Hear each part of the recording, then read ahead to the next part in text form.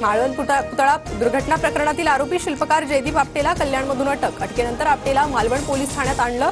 आजच कोर्टात हजर केलं जाण्याची शक्यता।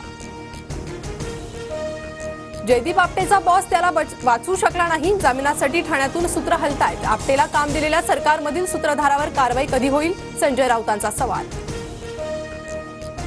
जयदीप आपटे सरकारचा मित्र, सरकार त्याचं संरक्षण करेलच। शिल्पकार आपटेच्या अटकेनंतर जयंत पाटलांची प्रतिक्रिया, तर सरकार गुन्हेगाराला पाठीशी घालणार नाही। संजय शिरसाटांचं प्रत्युत्तर। विधान परिषदेसाठी कालपासून रुपाली चाकणकरांचं नाव चर्चेत, तर एकाच महिलेला किती पदं देणार? राष्ट्रवादीच्या रुपाली पाटलांचा थेट सवाल। पक्षाचे वरिष्ठ माझ्याबाबत काय तो निर्णय घेतील? रुपाली चाकणकरांची प्रतिक्रिया, तर खडकवासला मतदारसंघासाठी अजित पवारांकडे मागणी केल्याची चाकणकरांची माहिती।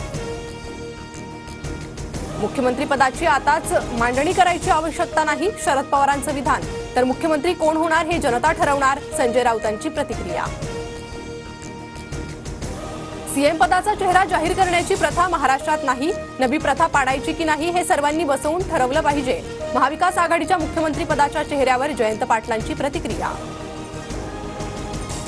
सांगलीत पतंगराव कदम यांच्या पुतळ्याचं अनावरण। राहुल गांधी, मल्लिकार्जुन खरगे, शरद पवारांसह राज्यातील अनेक मोठ्या नेत्यांची अनावरण सोहळ्याला हजेरी।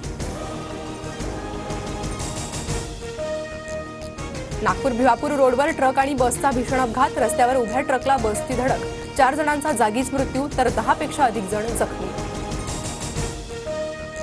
कोकणात जाणाऱ्या चाकरमान्यांसाठी भाजपकडून विशेष ट्रेन। मंत्री मंगल प्रभात लोढांच्या प्रयत्नातून नमो एक्सप्रेस, तर निलेश राणेंकडून भाजप एक्सप्रेस मुंबईतून कोकणासाठी रवाना।